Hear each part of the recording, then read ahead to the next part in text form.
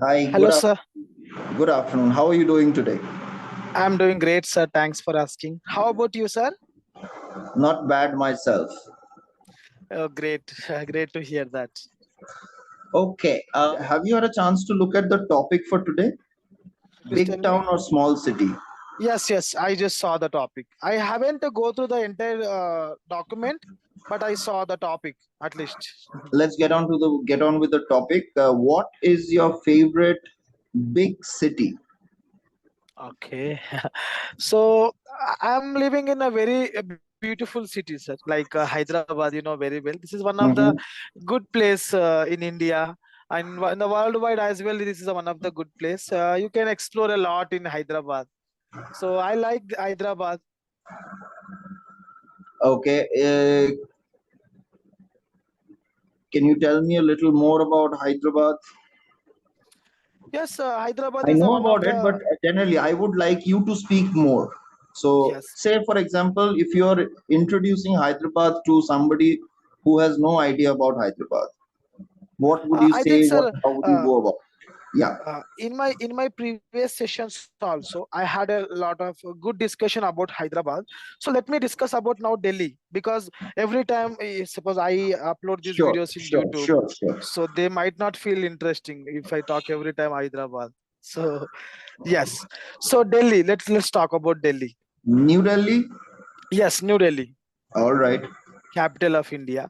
So Uh-huh. yes, so New Delhi is our capital of India, and there are a lot of places, historic places we need to visit in Delhi, especially like Red Fort is there, and we have Taj Mahal is there, and there are a lot of big parks are there, and especially the government was taken some steps to improve our education as well, like Kedarwal is CM of Delhi right now, and he was he was created a good schools, international level schools are there. Not he So we was. need He to was his past tense. He has. okay, he has he has created good schools like international He has level built, schools. not created. Built. He has built, so we can explore a lot, so that we can find some we can also implement in our area like Hyderabad, some other places as well. That is also interesting thing. And High Court is also there. We need to see that like how it was there and what are the things is going on. So parliament is also there in Hyderabad, in Delhi itself. So definitely we need to explore. As an Indian, it's our like it must, everybody must know about our culture and all. So if we visit all of those places, we can enjoy, and we can find at least what are the struggles they faced in the earlier stage. So that's what I suggest them. And there are a lot of good places are there. Like if we visit some places like Gandhi Nagar, there are some places in Hyderabad, in Delhi.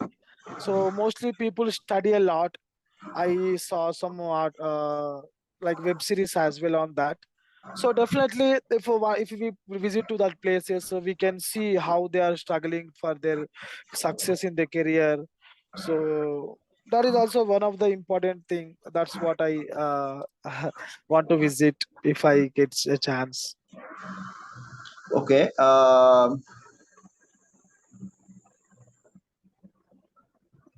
Have you lived in Delhi? Have you ever lived in Delhi? No, I never visited Delhi. Okay. What about have you ever lived in any small town? Yes, I belong to a small town. Right now, I'm living in Hyderabad, which is one of the biggest town. So yes, I have a pretty good exposure towards small towns as well. A very Okay. small Tell me village. about the small town that you are from and what is life like there? Yes. So first of all, the best thing about a small town is that, sir, a relationship.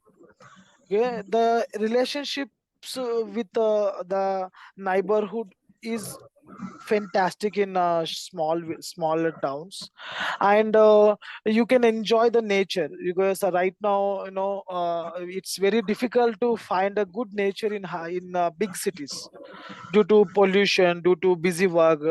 These are developer cities, so people want to develop a lot, and they want to go for very luxurious things. But in a village side, basically the culture is different. You can see the greeny things, and you can explore a lot. Actually, you can connect with the nature if you are living in a very small town.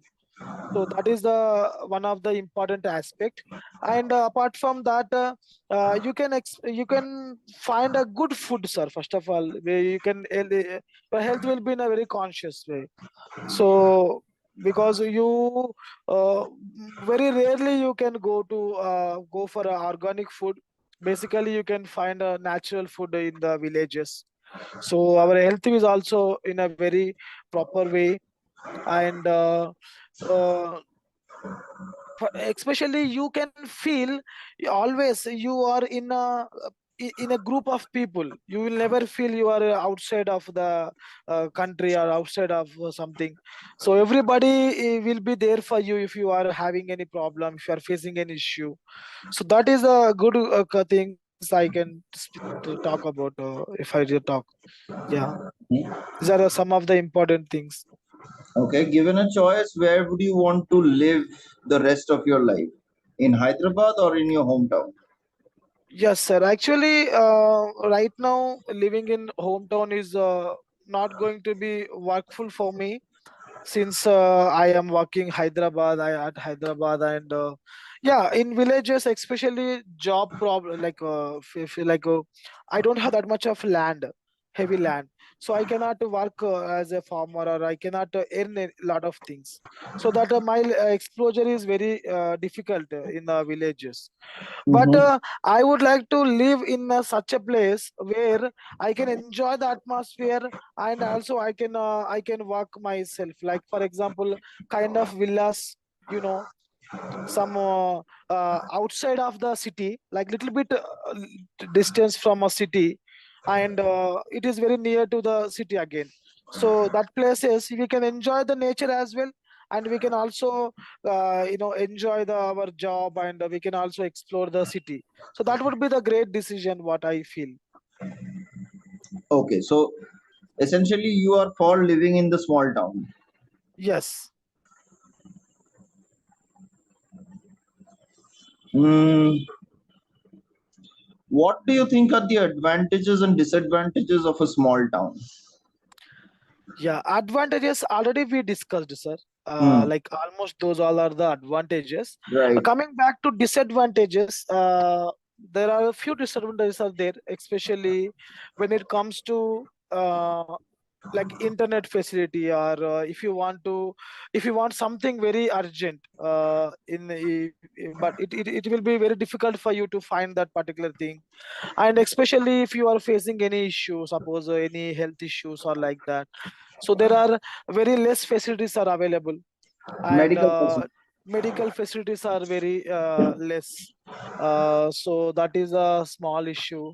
And transportation also become little bit of issues are in villages, because very like, Zomato, Swiggy, that kind of things are very rare, and also online bookings are also very rare.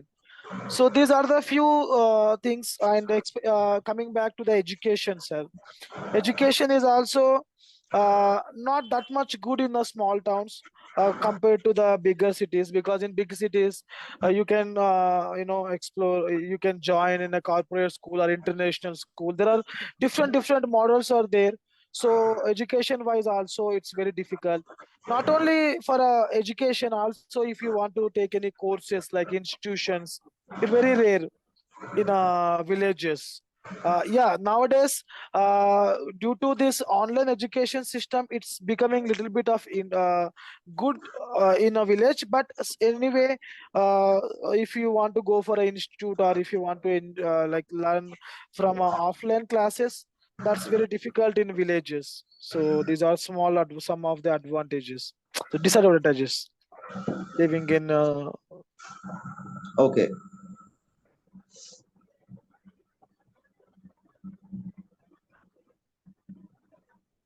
So if you had the power to change something about your small town, about your town, about the place where you come from, what are the changes that you would like to incorporate? Uh, yes, this is an interesting question, sir. The first thing, education system, sir. Like education system is very very important. Education system is not in terms of, you are indulging international kind of education in village. It's all about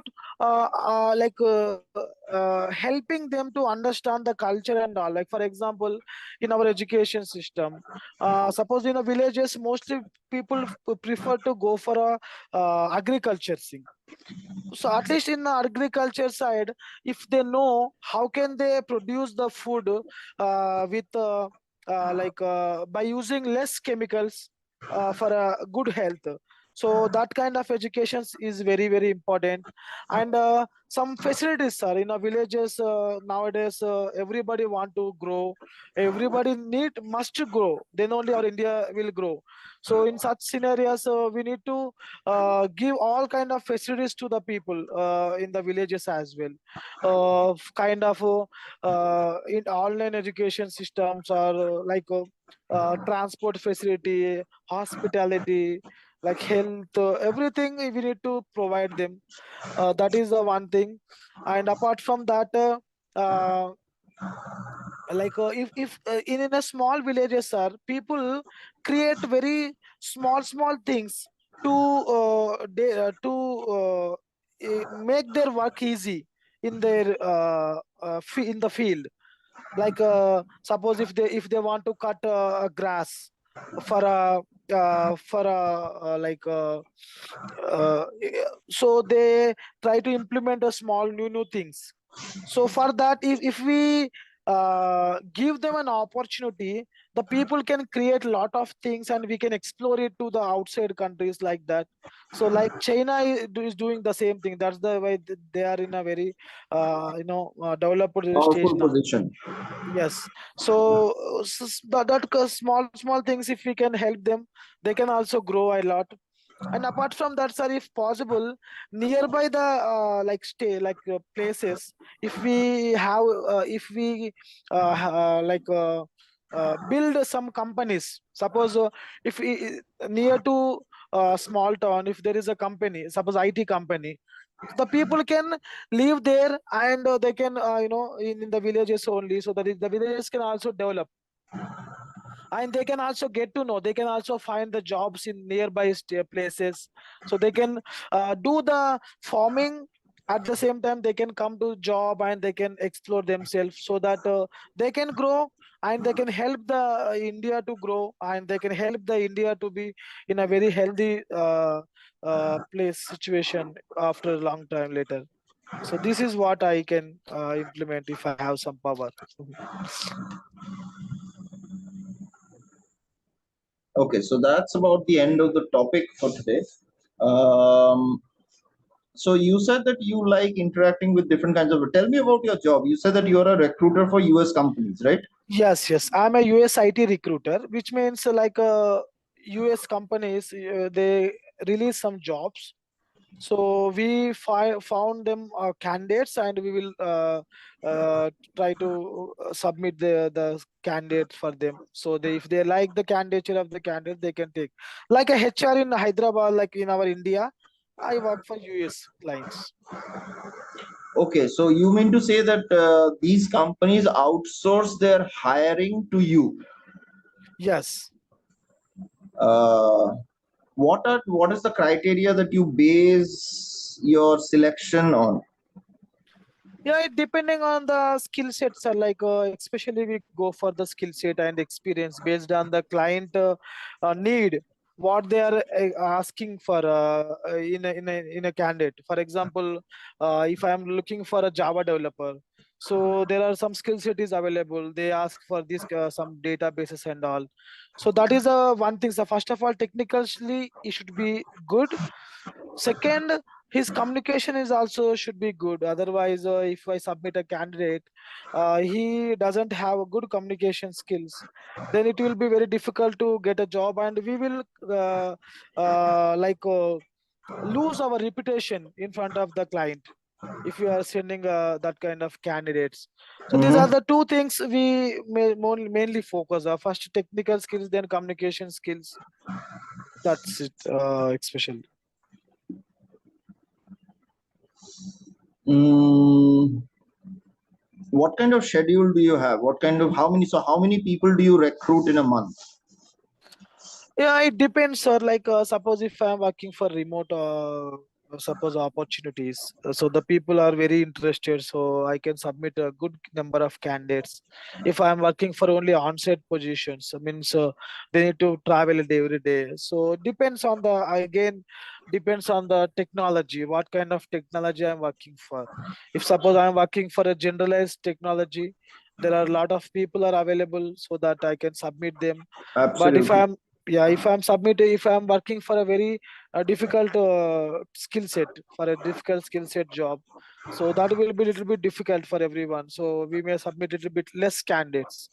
So it depending on the mode of the job, it depending on the skill set of the person, and depending on the clients as well. Sometimes suppose if I am submitting for a Google, suppose Google is giving me they are recruiting some candidates, so they I have a project of Google.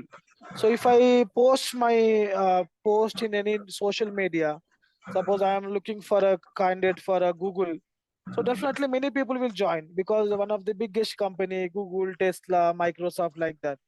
Suppose if I'm looking for a smaller companies, there will be chances very less people may submit, like that. It depending on the situation. But on an average, in a month, we will try to submit minimum 25 to 30. 25 to 30 new applications. Yeah, minimum. That will be the on an average, minimum 25 to 30. If the condition is good, we can submit 40, 50 as well, depending on the. Okay. So in order to select this one candidate, how many candidates do you have to kind of interview? In my side, depending on again side, depending on, like, suppose if I found a good candidate in the my in the first place itself, so that would be okay. But in an average, I used to select a minimum 10 candidates to select a one person. I used to talk Sorry. 10 candidates, a minimum Okay, 10 or 5. I see. So tell me, what kind of feedback have you received from the other tutors till now? Yes, sir. The like for advantages side, they told me I try to speak on any kind of topic. So that Mm-hmm. was appreciation, sir. They told me. So basically, I never ever get fear to talk about any topic. So I used to come up with good topics, and I used to discuss them with the topics. Apart from that, some feedback side they given me, like I'm making some mistakes on past tenses especially, and some I'm using articles where it is not needed, where it is needed. And sometimes I'm making some mistake, like I'm not able to frame a sentences in a uh, in a good manner. Sometimes I'm trying to dragging my conversation to make a sentence. These are the feedbacks. And what did they suggest that you do about it? Yes, for the regular practice they suggested me. For tenses, one of the teacher told me, suppose in everyday night, so talk about the entire day, so that will be in the past. Talk about the tomorrow, that will be in the future. Talk about the present, what you are doing right now. So in Mm-hmm. this way you can cover all the tenses, like Are you that. doing it? Yes, sir, I am doing like I'm trying to practicing that. Okay, good. Um, what is your reading habit like? Do you have a reading Yeah. habit? Yes, yes. I read books, sir. Right now, I'm not reading, but I have a good habit of reading. I read fiction and like self-help books, motivation kind of books a lot, Okay. autobiographies. All right. What do you do when you come across a new word? Mostly I didn't focus that much on words, because whenever I read a book, I try to get a lot of words. Okay, because to conclude a point, they try to include a good like very strong vocabulary, advanced vocabulary. So I never ever focus much on them. Yeah, if I feel that this word is helpful for me, normal a good word, so I try to focus on them. I just try to understand the topic, and I try to make some bullet points if I want to make, if it's interesting for me. So that's I try to do. I never take a lot of vocabulary from books. Okay. But vocabulary is very important. Yeah, I try to understand the vocabulary while reading itself only, sir. Because Okay. in Okay. a page we find lot of vocabulary, right? In a Mm-hmm. book. Yeah. Yeah, But how many of these words are you able to use in your own speech? yeah, that is a very difficult problem. I use very less words. So you want to become a keynote speaker, right? A keynote Yeah, speaker has to have a good vocabulary because a keynote speaker generally has to explain or present very complex concepts. Uh, yeah, so you need to have the backup of a good vocabulary if you want to explain things to other people, or if you want to present things to other people. So that is why you need to work on your vocabulary as well. I saw that when you were speaking, you were operating within a certain amount of vocabulary. You're not moving beyond that, which means that yeah. you either don't know that vocabulary, or even if you know that, you're not able to recall it uh, at the moment. Okay. So So working on your vocabulary is something that I would suggest you start doing. If you're looking to become a keynote speaker, if you're looking to become, you're confident. So you have the confidence, but confidence alone will not work until and unless your grammar is solid enough, you have a good vocabulary, and you're able to tell your story in a convincing manner.